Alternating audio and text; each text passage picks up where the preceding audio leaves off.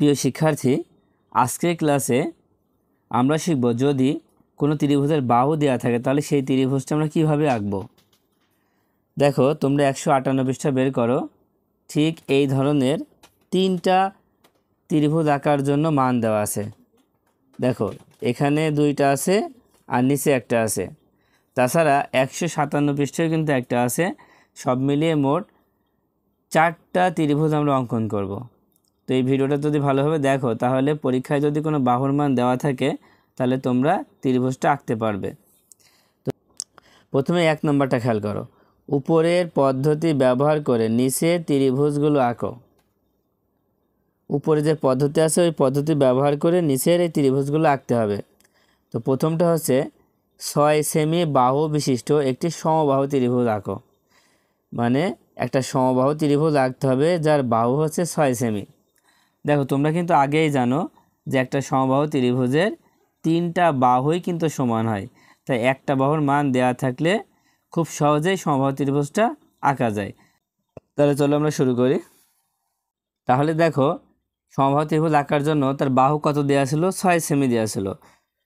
দেখো, তোমাদের স্কেলে সিএম বলে একটা কথা লেখা আছে। সিএম মানে সেন্টিমিটার। প্রত্যেকটা স্কেলে কিন্তু লেখা আছে। তো এই সেন্টিমিটার ব্যবহার করে কিন্তু আঁকতে হবে। দেখো, এই অঙ্ক করার জন্য আমাদের লাগবে হচ্ছে 6 সেন্টিমিটার। তো 6 সেন্টিমিটার কীভাবে নিব? দেখো, এই শূন্য থেকে এই 6 পর্যন্ত আমাদের একটা বাহু টেনে নিতে হবে। দেখো, এখান থেকে আমরা একটা বাহু টেনে নিলাম। তার মানে বাহুটা কত সেমি? 6 সেমি। আঁকতে হবে সমবাহু ত্রিভুজ যার 3টা বাহু সমান। এই জন্য কী করবা? এবার এই পেন্সিল কম্পাসের সাহায্যে আমরা এটা প্রথমে মেপে নিব। দেখো, এই 6 সেমি আমরা মেপে নিব।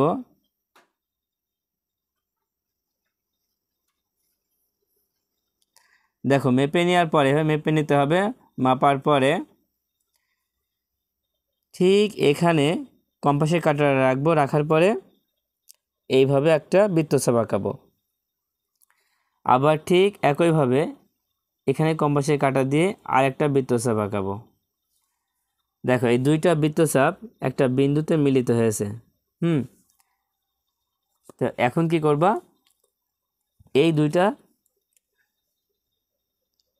এখন আমরা এই বিন্দু থেকে এই বিন্দু যোগ করে দিব। দেখো, এভাবে আমরা যোগ করে দিব।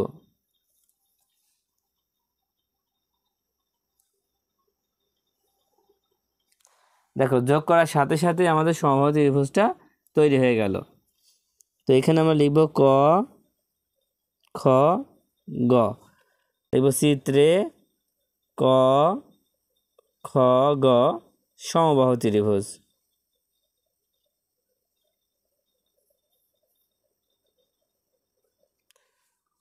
এবার 2 নম্বরটা খেয়াল করো। 2 নম্বরে আছে 5 সেমি এবং 2টি 7 সেমি বাহু বিশিষ্ট একটি সমদ্বিবাহু ত্রিভুজ। তার মানে এবার একটা সমদ্বিবাহু ত্রিভুজ আঁকতে হবে যার একটা বাহু হবে 5 সেমি আর 2টা বাহু হবে 7 সেমি। দেখো, প্রথমে আমরা 5 সেমি একটা বাহু টেনে নেব। দেখো, 5 সেমি বাহু টানতে হলে এই 0 থেকে এই 5 পর্যন্ত দাগ দিতে হবে। 0 থেকে 5 পর্যন্ত দাগ দাও। দেখো, এটা হচ্ছে কত সেমি? এটা হচ্ছে 5 সেমি। আর বাকি 2টা বাহু কত ছিল? আর 2টা বাহু ছিল 7 সেমি। তো আমরা কি করব? এই স্কেলের সাহায্যে আমরা 7 সেমি মেপে নিব। কিভাবে? দেখো, ঠিক আমরা এইভাবে 7 সেমি মেপে নেব। এই 0 থেকে 7 পর্যন্ত আমরা এভাবে ধরবো। তো মাপা শেষ। মাপা হলে আমরা স্কেলটা সরাই ফেলবো। এবার সেই একই মাপ নিয়ে আমরা এখান থেকে ঠিক কম্পাসের কাঁটা এখানে দিয়ে একটা বৃত্তচাপ আঁকাবো। আবার কম্পাসের কাঁটা এখানে দিয়ে আর একটা বৃত্তচাপ আঁকাবো। এবার দেখো, 2টা বৃত্তচাপ একটি বিন্দুতে মিলিত হয়েছে। এখন এই 2টা বিন্দু যোগ করে দিব। দেখো, এই বিন্দু থেকে এই বিন্দুটা যোগ করে দিব। আবার এই বিন্দু থেকে এই বিন্দুটা যোগ করে দিব। দেখো, দেওয়ার সাথে সাথেই কিন্তু আমাদের সমদ্বিবাহু ত্রিভুজটা তৈরি হয়ে গেল। এটা কত ছিল? 7 সেমি।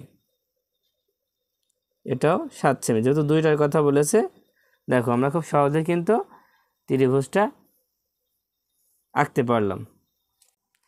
আচ্ছা, এবার খেয়াল করো, এখানে আরেকটা ত্রিভুজের কথা বলছে যে 5 সেমি বাহু বিশিষ্ট একটি সমবাহু ত্রিভুজ আঁকো। দেখো, আমরা একটু আগে 6 সেমি বাহু বিশিষ্ট একটি সমবাহু ত্রিভুজ এঁকেছি, তোমরা 5 সেমি বাহু বিশিষ্ট একটি সমবাহু ত্রিভুজ আঁকবে।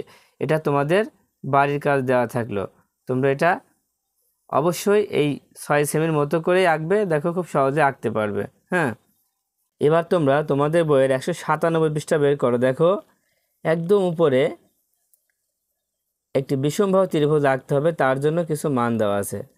দেখো, একটা আছে 7 সেমি, একটা আছে 5 সেমি, একটা আছে 4 সেমি। এই 3টা বাহু দিয়ে বিষমবাহু ত্রিভুজটা আঁকতে হবে। দেখো, এখানে কি কি মান দেওয়া আছে, একটা হচ্ছে 7, একটা হচ্ছে 5, একটা হচ্ছে 4। দেখো, প্রথমে আমরা 7 সেন্টিমিটার একটা বাহু টেনে নেব। দেখো, এই যে 7 আছে, 7 কিন্তু আমরা ফোঁটা দিয়ে রাখলাম। এই 0 থেকে 7 পর্যন্ত একটা রেখা টেনে দিলাম বা বাহু টেনে দিলাম। দেখো, এটা কত ছিল, 7 সেমি। তারপরে বাহুটা কত হবে, দেখো তারপরে বাহুটা হচ্ছে 5 সেমি হবে। তো 5 সেমি আমরা এখন কিভাবে আঁকবো, খেয়াল করো। এই 5 সেমি আঁকতে হলে স্কেল এবং এই কম্পাসের সাহায্য নিতে হবে। আমরা প্রথমে এই স্কেল থেকে 5 সেমি একটা বাহু মেপে নিব। দেখো দেখো আমরা 5 সেন্টিমিটার একটা বাহু মেপে নিলাম। নেওয়ার পরে কি করবা, স্কেলটা তুলে ফেললাম। তোলার পরে যে কোনো এক দিক থেকে, আচ্ছা এই দিক থেকে আমরা একটা এখানে বৃত্তচাপ আঁকাই। একটা বৃত্তচাপ আঁকানো হয়ে গেল। এবার আরেকটা বাহু ছিল কত, 4 সেমি। এবার আমরা ফের 4 সেমির একটা মাপ নিব। দেখো, আমরা 4 সেমির একটা মাপ নিয়েছি। এই মাপ দিয়ে আমরা কি করব, ফের এখান থেকে এখানে কম্পাসে কাটা রাখবো। রাখার পরে এইভাবে আরেকটা বৃত্তচাপ আঁকাবো। আঁকানোর পরে এখানে যে বিন্দুটা উৎপন্ন হয়েছে, এবার যোগ করে দিতে হবে।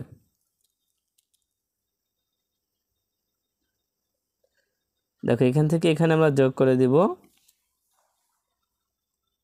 আবার এখান থেকে এখানে আমরা যোগ করে দিব। দেখো, এই বাহুটার মান ছিল 5 সেমি, আর এই বাহুটার মান হচ্ছে 4 সেমি। তাহলে এখন আমরা যে ত্রিভুজটা দেখতে পাচ্ছি, এই ত্রিভুজটার নাম কি, এটা হচ্ছে বিষম বাহু ত্রিভুজ। দেখো, যে ত্রিভুজের 3টা বাহুই অসমান বা সমান নয় তাকে বিষম বাহু ত্রিভুজ বলে। তাহলে লিখব চিত্রে ক খ গ বিষম বাহু ত্রিভুজ, বিষম বাহু ত্রিভুজ। আশা করি তোমরা কিভাবে ত্রিভুজ আঁকতে হবে বুঝতে পেরেছো।